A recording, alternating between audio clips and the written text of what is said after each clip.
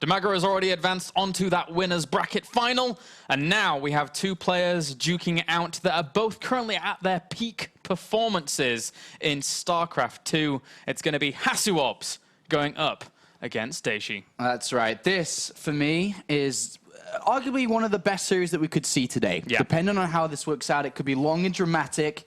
HasuObs is playing. But we have aggression versus defense. That's like the moral, that's the shape of how this series will go. Dayshi is a big Hellbat lover.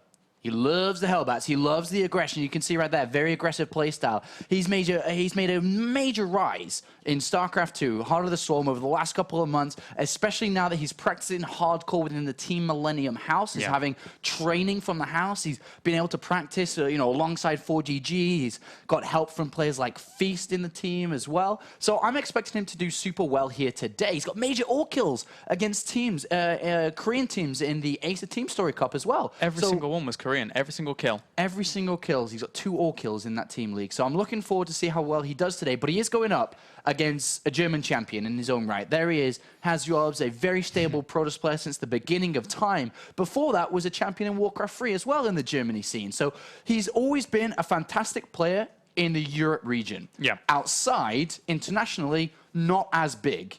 But today, it's time to kind of reach out a little bit more, put some bigger success out there, larger than within Germany.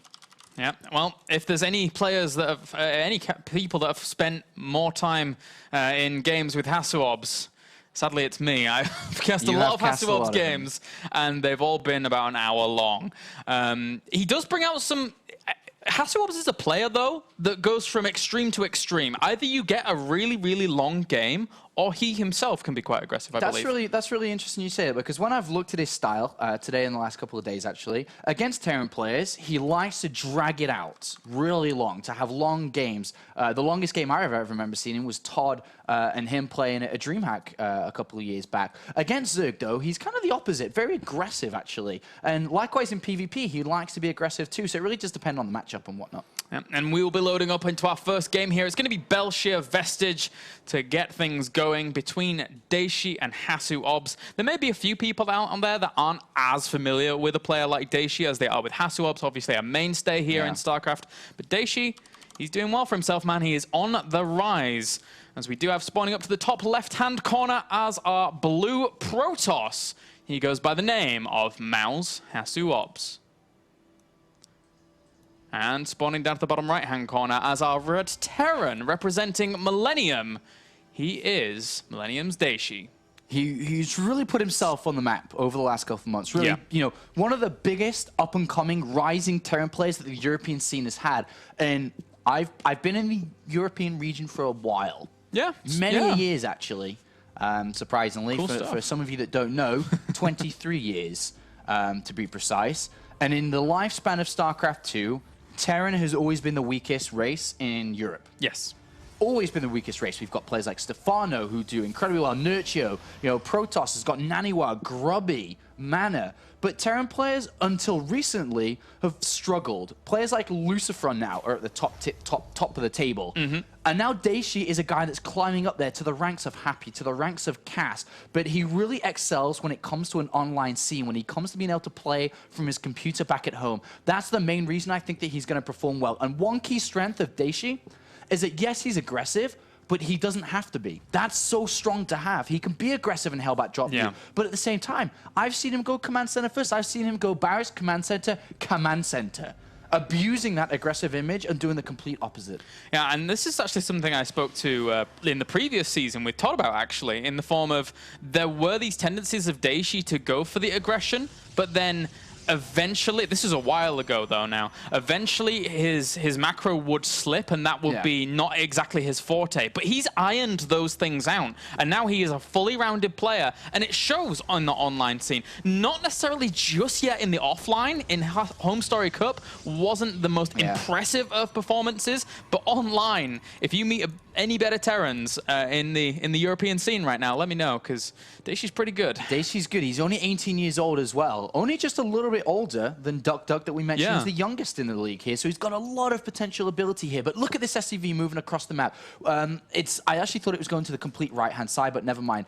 He did take a 15 gas. So a 15 gas is going to enable him to get quite a fast factory, yet also a decently timed expansion too. And what we're probably going to end up seeing from Dayshi is a Marine and Widow Mine drop. He's going to put the pressure on from the start. We'll fall back on an expansion and play the game from there. The question really is going to be, how well does HasuObs defend against it? If he takes damage versus a Widow Mine and Marines, if that's what exactly we see, then the game is already in Dayshi's favor, and he already has it within reach. One of the most well-defended Protosses in the European scene, though, at the same time, is HasuObs. He likes transitioning onto that mid to late game if he can help it. The one downside for HasuObs, I feel that in the German scene and in his play, is that he doesn't get the opportunity to really practice and hone down with a lot of Terran players. In the German scene, there's really not that many. It's all dominated by those Zergan Protoss, you're right. Every single final that I've seen HasuObs play against in German-only tournaments, PvP. Yep. Almost exclusively against Soke. And I agree, in his Terran games, not so much. And that's all he really focuses on. I've looked at a lot of his games, all German EPS games. Yeah, whether it be the playoffs, whether it be the qualifiers beforehand, whether it be the regular season, always EPS games, a couple of online Zotac Cups. But when it comes to international bigger tournaments, that's where we don't quite see the big HasuObs play come in. Yep. He has done well. IM events in the past used to be a regular attendancy of going to IM events. He's been to an MLG or two before, but no major big results. And that has to change for HasuObs. I mean, he's making his way through the scene and doing pretty well for himself. He's very stable, but he would love to get something working. Ooh, I just want to say something here. That HasuObs is not scouted yet. Only just now is he scouting for the first time. He doesn't have a robotics facility. This is a major downfall to his game here, because there are Widow Mines and Marines on the way. If the Widow Mine gets into the mineral line, you aren't mining. You actually aren't mining. And he's decided to throw down a forge. This is going to be for cannons in the mineral line because of that very thing. He's now realized without an expansion down on the natural, he has to be doing so. He's already seen the Widow Mine now. Yeah, exactly. Despite not going for that earlier scout, the Stalker does end up getting the intel he needs and has to run away, though, pretty swiftly, as that's a bit of an annoyance. But behind this, Dayshi's also going for the armory as well. So following up, aggression with aggression and then aggression. Aggression. That is Dayshi to the T. But look at this. HasuObs has got 3 gateways down already, right? That's going to allow a lot of Stalkers to come out, which pretty much beats Widow Mine and Marines, especially if he hits the Widow Mine first here. He's got to get rid of the Widow Mine. Oh, yes, he gets it. And now he can turn around and fight against these Marines. 3 Stalkers is more than enough to turn and chase. He's got bigger range. He's got a lot of attack damage here. If HasuObs micros this well, with 2 extra gateways coming in, not only does he push this back, he enables himself to a counterattack. He's got a pylon on the other side of the map here. Yeah, very good play here from HasuObs thus far. Dayshi overextending a little bit, having his Widow Mine actually leading the charge there, and could have made a little bit better use of it, but now HasuObs is capitalizing on that fantastically. With the armor on the way as well, really utilizing the strengths of his build very nicely. All right, the Medivac down south here is about to cross paths with 3 Stalkers in the middle of the map here. Already been told, it's already used its boost. 1, 2, and he brings it down. And that's a big win there for HasuObs, bringing the Medivac down. These Hellbats are so immobile. 5 gateways are down. They're warping in units here. Everything that Dayshi has wanted to do has been shut down. Oh, that one Widow Mine got a good connection, and the 3 Stalkers do end up dying off. But now with the aggression having subsided from Dayshi and him having no ability to actually do that, he has to bunker down at home. He has to make sure that his opponent isn't going to break him. But Dayshi has no knowledge of this thus far. Yeah, there's 2 cannons in each mineral line. This is going to be easily defendable. He just moves the probes out the way and lets the cannon do the work while attacking. He doesn't even need to warp in defensive units. Dayshi's in a bunch of trouble here. His aggression, maybe his downfall in this game. And there's force fields as well for HasuObs, really going to be able to penetrate this defense very easily. There's hardly any defense here for Dayshi. Who am I kidding? He's just going to walk on forwards, has the Mothership Cores there as well for the potential recall or the time warp if he needs it. And now, look how many SCVs are trapped down here with this army. Yeah, and the counterattack with the drop, just focus down the Medivac. If you want to warp in a couple of units, great. Move the probes. This is an easy defense here for HasuObs. And he's playing to his opponent's style perfectly here. Down to the T. Very impressive game 1 for HasuObs here. Really adapting and taking note of everything that his opponent has the potential of doing. This command center might even fall, actually, and it is going to. A fantastic pick-off there for HasuObs. And now he keeps his opponent lightly contained, whilst Dayshi tries to evacuate things or go for counter-aggression with Medivacs.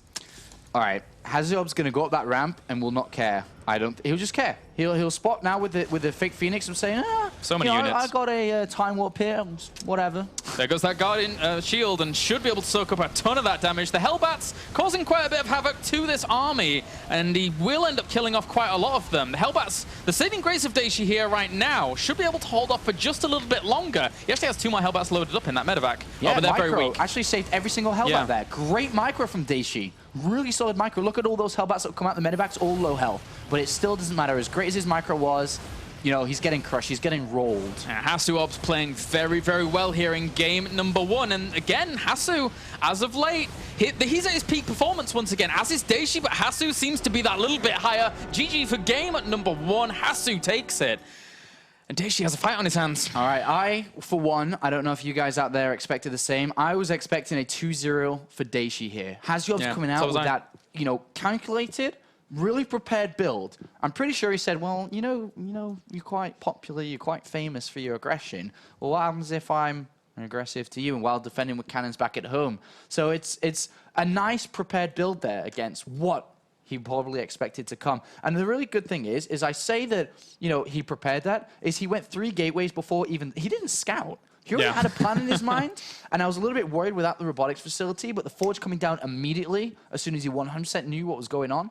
I think HasuObs just, you know, outsmarted his opponent more than anything there. Yeah, came in very, very prepared, I think. And now with that Bel'Shir Vestige done, Hasu takes the lead 1-0 over Dayshi, who now has to rethink maybe what he wants to do, because if Hasu in game number 1 already knows that these kind of possibilities are there, and he can deal with them so easily, game number 2 is going to be hard for Dayshi here. All right, HasuObs has been a competitor, I don't know, like 8 to 9, if not more years. He's been on mouse bots for 7. Well, there you go then. So he's been competing. Let's just say 7 for mouse sports' sake. Of course, he would have competed before that too. But let's just say 7 is a safe number here. This guy, if he knows who he's playing against, you think he's not going to prepare? You think he doesn't understand how an RTS works, a strategy game works, where you know this guy likes this, so I'm going to not do that, that's weak against it? HasuObs is a veteran in the scene. That's one of his strengths as well. Coming into big open tournaments, such as MLG, such as IM, where you play hundreds of thousands, not quite hundreds of thousands, but hundreds of players, not even that, probably like 10s of 20s of players. It's getting lower. 10s to 20s of players, is that it's a little bit, you know, more difficult to win that all in a row, playing many, many different styles. But if you know precisely who you're playing against, you know, let's bring up the example of MVP. Excels in a, you know, prepared environment. I think HasuObs is exactly the same here, which we're seeing. Yeah, it's a lot of, you see actually a lot of the ex-Warcraft 3 guys that are very, very good at preparing that. Of course, you get your Brood War players as well. But the Warcraft 3 players in the European scene seems to really shine when it comes to that. But now, moving on into game number 2 as we load up onto Whirlwind for that map. And we will have spawning down to the bottom left-hand corner as our blue Protoss. Currently 1 game up here in this best of 3. He goes by the name of Maus HasuObs. And spawning up to the top left, we have our Red Terran representing France and Millennium. He is Dayshi. Dayshi, the French player, you know, could... there's actually the French scene is starting to perk up a little bit. We've got Todd putting out results now. He's always been kind of a decent Protoss player, but really putting decent results out there, much more than we expected from him until recently. Really getting some high results. And then you've got Dayshi coming up. And then you've got Stefano, of course, at the top of them all.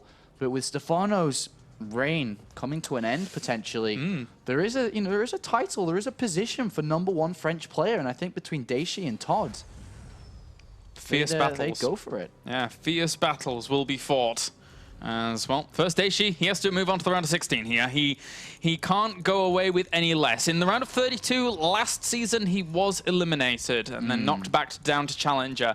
No player wants that, as was HasuObs, I believe, now that I think about it. Both of them. Both of them. Looking at Dayshi's build, he's gone 12 barracks and 12 refinery, Reaper opening. But a Reaper opening isn't that good on this map, because it's very difficult to get in and get scouting information. I wouldn't be surprised if we saw, as we did yesterday with yesterday's Terran player, a second barracks come in. Yeah, actually, that was a pretty cool deviation that we saw there from our previous Terran players. And, well, we'll see how Hasu wants to deal with that if it would end up occurring. But for now, Dayshi, he's just mining away, and there's that second barracks going down. Yeah, so he's got the second barrack. So this makes perfect sense. Reaper build isn't good, but it's better, obviously, if there's double barracks because double the amount of Reapers. Yeah. Especially on a map like this, where a lot of Protoss players do decide to go Nexus, not Nexus first, but Gateway Nexus before Gas, and they get a faster Nexus, basically. And they do cut a few corners here. It's a little bit more difficult for a Protoss player to scout easily if they scout in the incorrect way, which is what HasuObs has done here. This could work out for him. Yeah, and in general, just to elaborate on that a little bit more, if it's a map that's not very good for Reapers, then the Protoss thinks, not a very good map for Reapers. You're probably not going to use that. But then if more Reapers turn up, that's a hazardous position to be in. I mean, when I play Protoss and I play against a Terran player on this map, the two big builds that you see very, very often are Command Center first and one Barracks Command Center. A lot of the time here. So this is a really spin build, which may throw him off a little bit here, not expecting this, because he hasn't even got a Zealot out yet. He's got just the Mothership core. Skipping the Zealot to get the Nexus down faster. Cutting corners, as expected, on a big map like Whirlwind. And now that Reaper will make its way into the natural, even the main mineral line here, and start working away at one probe. Already kills off one, but the Mothership core does pop and shoos that on away. But when HasuObs spreads himself thinly, whoop, for that probe, he did see the double Reaper, I think. Just barely. But he didn't see two of them. He saw one. But what you should know is that the command center comes down about 325 to 335 normally if it's one Barracks Reaper. That wasn't there, the command center. So HasuObs 100% knows it's coming, and he's also chrono boosting into the gateway. That's the sign that he knows it's coming. Chrono boosting into the gateway to get more Stalkers out. If it was just one or two Reapers, you're fine with just one Stalker and one Mothership core. But he knows that it's multiple just because of the Nexus timing. Yeah. Command center timing, sorry. And with that, now, Dayshi, how is he going to be able to do any damage? He has to find a way up here to try and make this work. But spending a load of money on this many Reapers early on, 5 Reapers, that's a pretty big investment. And the thing is, you've got... So the Stargate's coming down. He's got the Photon Overcharge, which he may activate on the natural to keep the Reapers from definitely coming into the main base. Behind this, I'd expect him to go for an Oracle here. There's no Marines. There's 5 Reapers been built. The Tech Lab and Reactor have to be built at this position. It's the perfect position for HasuObs to be in if he wants to actually read into his opponent fully and make it work out. Even if Dayshi actually gets out enough Marines in time, or at least gets out, I don't know, 5 or 6 for an Oracle, then he's still going to be in a hard spot because Oracles do a lot of damage. But the engineering base going down behind this, perhaps Mr. Dayshi knows about that potential. It's very, very difficult to guess that it's going to be Stargate because this just looks like a very defensive play from HasuObs not to let the Reapers, do damage against the probe line. But when the Reapers come to the natural right now, they check the Nexus, right? And they see no probes there. That's weird. That's weird not to see the probes being mined. Why wouldn't you? You've got 3 Stalkers and a Mothership core? I wonder if he now decides to throw down turrets just because of this. Yeah, there's certainly something going on here. As Dayshi pokes on forwards, once again, just gets shooed away by those Stalkers. And behind this, he's adding on his factory as well, getting a few Marauders out to compete with maybe those rising Stalker counts that are coming out here from HasuObs. But for now, the Oracle's already on the way, as is a second Oracle here from HasuObs. He thinks it may be DTs. He's got a turret down at the front because HasuObs is so defensive. He's not expecting a Stargate coming in. That's a little bit unfortunate there for Dayshi. He's going to get hurt quite hard by this. He has 8 Marines out right now, but the majority of them, if not all of them, are actually positioned at the front of the base along with that missile turret, probably spreading himself too thickly here, not thin enough. As for now, Dayshi going to take quite a bit of damage from this Oracle. Already gets himself 4 or 5 kills, and now Dayshi's going to have to come back and try and deal with that. All right, well... That's a little bit sloppy to lose that. Yeah. It's a little bit sloppy. But the job was done. 37 probes to 27 SCVs. That's good here for HasuObs. The one thing he doesn't have is tech. So the next thing we should see down now, if he wants to play it out normal, is actually a robotics facility come down. But he's not. He's adding on extra gateways. So at this point, he's just going to go for a big attack. Just 6-7 gateway attack. That's simple. He's got a second Oracle in the main base. Yeah, trying to find a little bit of damage once again. That Tech Lab's just about to finish up Stim as well, so that will help him out considerably in terms of dealing with maybe the Oracle if he can actually hunt it down, but mostly that push will actually come in just a little bit. And once again, another kill, and just barely squeezes out of the main and saves that Oracle. There is not a bunker on the natural. It hasn't been scouted that there is no bunker, but that's a big deal. It doesn't change HasuObs' plans here to end the game fast. But this is going to end fast. HasuObs may take a 2-0 here. Yeah. This is... Unless he sees it early and starts building bunkers with these Reapers. Ooh. He's not going to see it. He's Yeah. Oh, wait. He sees a Zealot. Why would a Zealot be there? Alarm bells, anybody? Has to be there, has to be there. One of the oracles does actually go down as well in the main, so that's no more oracles. He sees it now, 100%, Yeah. but loses 4 Reapers for that.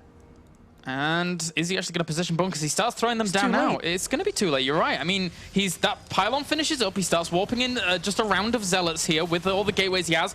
He does actually stim up and try and force this army away, but does he say? Yes, he does save that Mothership Core as well. Dividing and conquering is Hasu thus far. Bunkers, 50%, 60%. They really need to come down here. That was a nice movement down there by Dayshi to prolong this. Oh, I don't think they're going to finish up in time. More for good force fields again. Separate off some of that bio. Right now, he only has 13 Marines and 2 Marauders. The first bunker is going to go down super fast. Second bunker finishes up just barely. But at the same time, does he have enough firepower actually to halt all of these Stalkers coming along? I don't think so. Oh, he's losing a lot there. He needs to pull back and warp in Zealots here. Lost a lot of stuff there. Lost about 2 to 3 Stalkers and a Sentry as well. I'm surprised he didn't warp in more Zealots instead of the Stalkers. The last warp-in round he did, the Zealots would have been fantastic for tanking. Yeah, and he warped his new ones at home. He didn't think he could break it upon that bunker coming down. So very close call. Without that bunker coming down and SCVs being pulled off, that was close. Let's just say that. I think he may have lost that point there. But with Medivacs and Stim now done with Combat Shield, HasuObs decides not to overinvest in this, pull out before,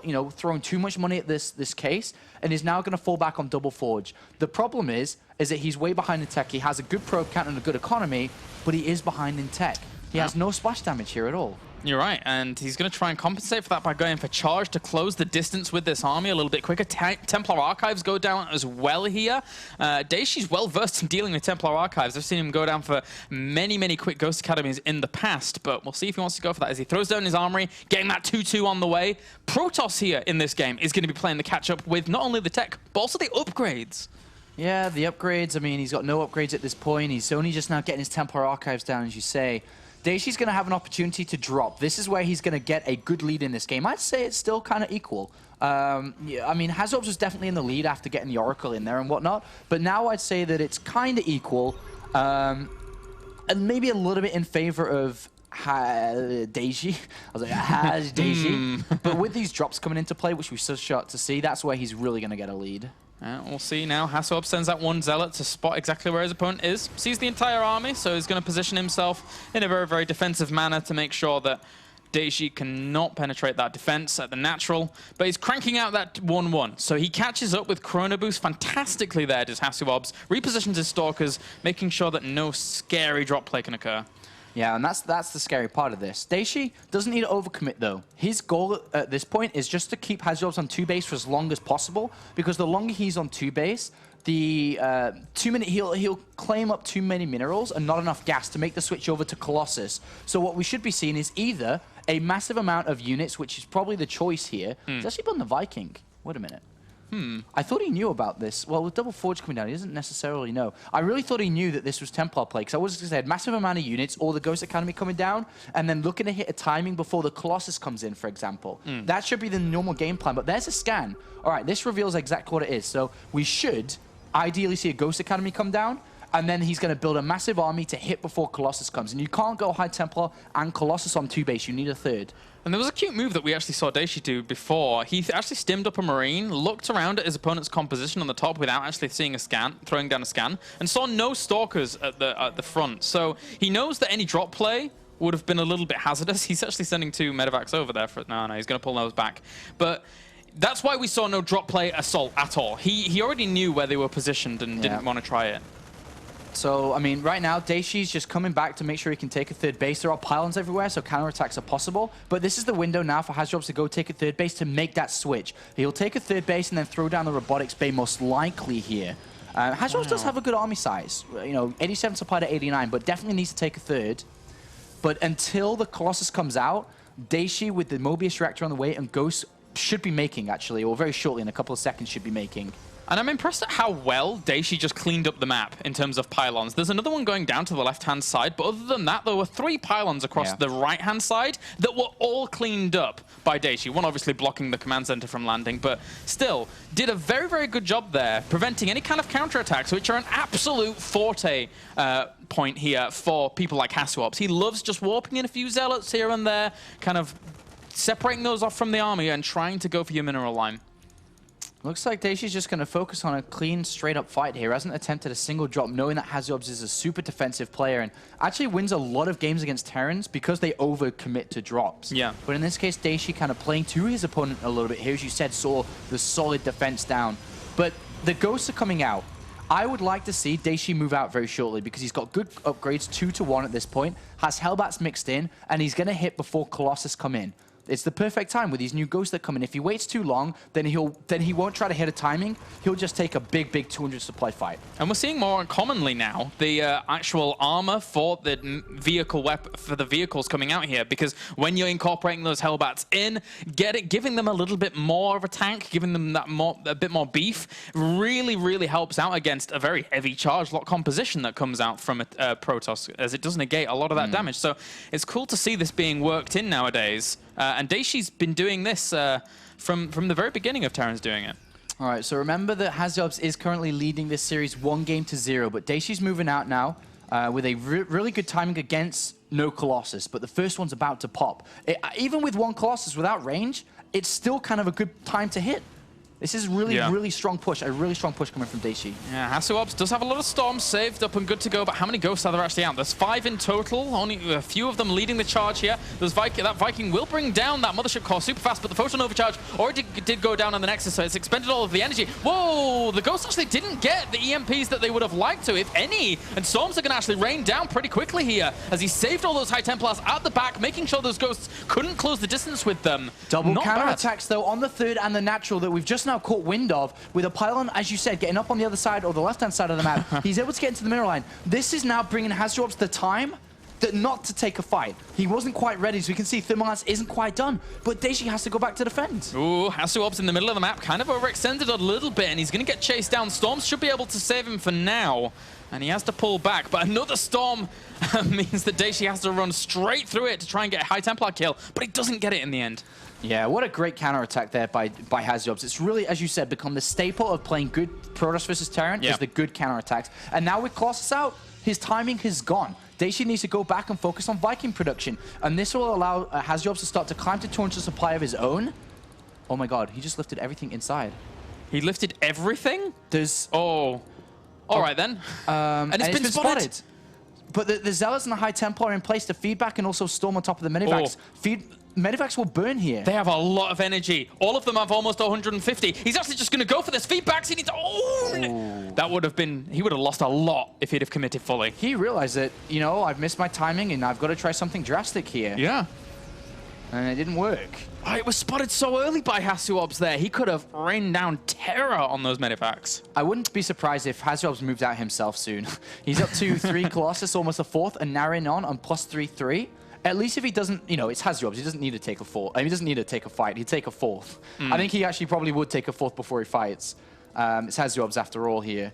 But the Dark Shrine coming in as well to further harass these expansions, to keep the harassment going on. And 2 Zealots do make their way to the natural too, so... Always there. This. Yeah, always there. Yep. And he does take a 4th before fighting. Standard, it's HasuObs. HasuObs, the 4th before the fight.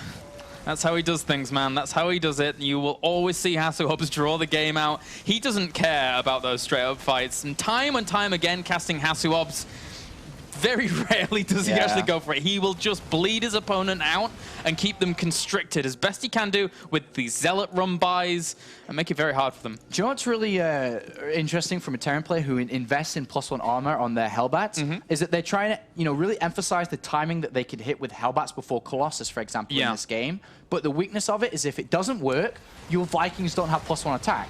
And the Colossus are about to have, if not already, they do have +3 armor. So this now becomes a very difficult fight for Dayshi to win. Kalaris, hashtag blame, what was it? Blame Behave. Behave. Hashtag yeah, behave, I got a lot of Kalaris. That. Thanks. Behave, Kalaris. Kalaris, PC, man. Behave, Kalaris. I don't know. I'll leave the game. I don't need to be here. All right. Leave the game, my friend. Score screen. All right. So we are going to see... Oh. What? I'm leaving the game. Now we got to wait 40 seconds. Okay. No. It's gone. It's fine. Okay, it's okay. All right. It's all good. All right. This PC, man. Okay, let's get back in. So I'd say that this is a very strong army. It's going to come down to fight. Like, who fights better? And the Zealots actually going for some the EMPs are massive! Oh my god!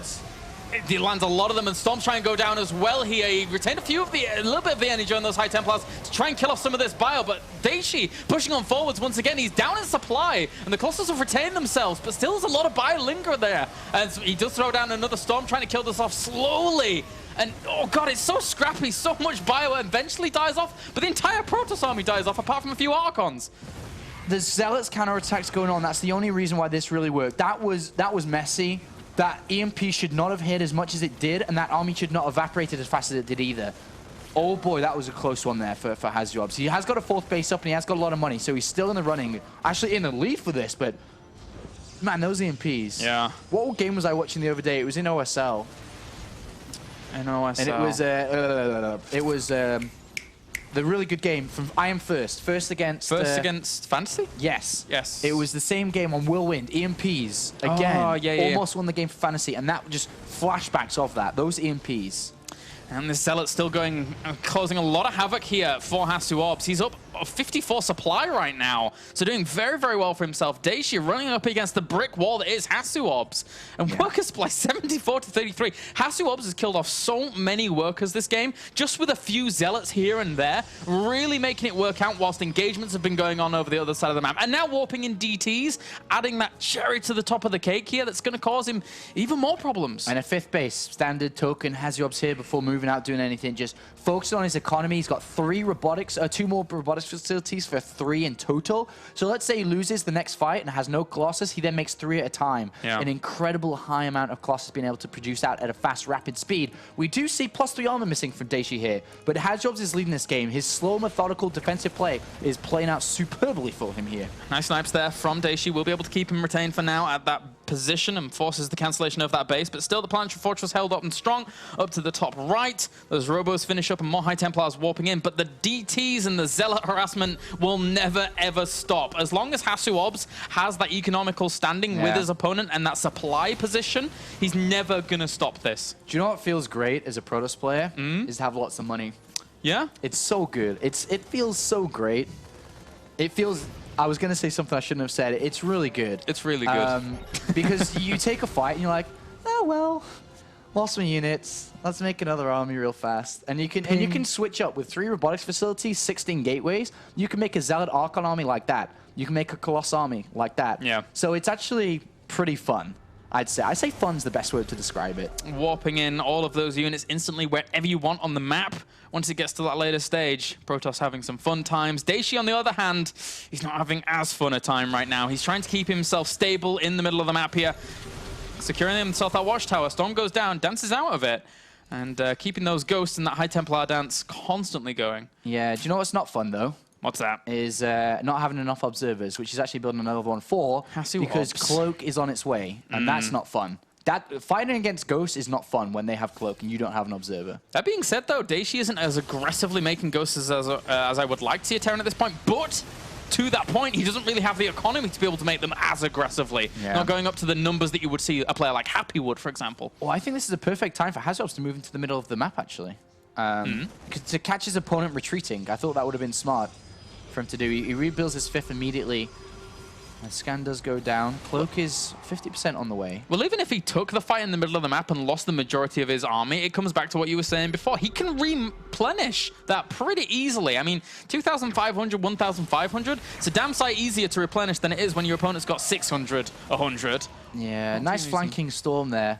They catch the tail end of that. And the storms, like the flanking storms, that was so funny because the High Temple was outside that yellow circle, outside the scan range. There's a Warp Prism in the main base as well, I think, up to the top left-hand corner here. So HasuObs just relentless with this aggression, trying to make it work out. DT and Zealot going to work and forcing the entire army to really come back here. It's hard for Dayshi to kind of find foothold on this game whilst he's having to deal with the counters. This is the fun part of Protoss versus Terran. The worst part's at 10 minutes when you're trying to survive against the drop. This is the best part. If I could take control of this game at any point, I'd be right now. Yeah, you'd like it. 3,300 minerals and 2,000 gas.